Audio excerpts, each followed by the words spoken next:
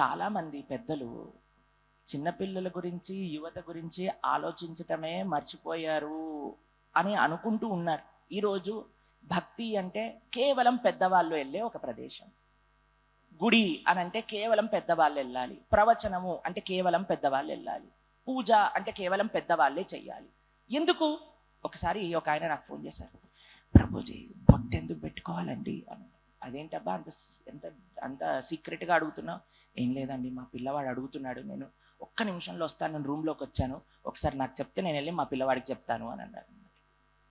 ఎందుకో తెలుసా అండి, మనం చెప్తున్నాం కానీ వారు ప్రశ్నించినప్పుడు వారికి సమాధానం చెప్పట్లేదు.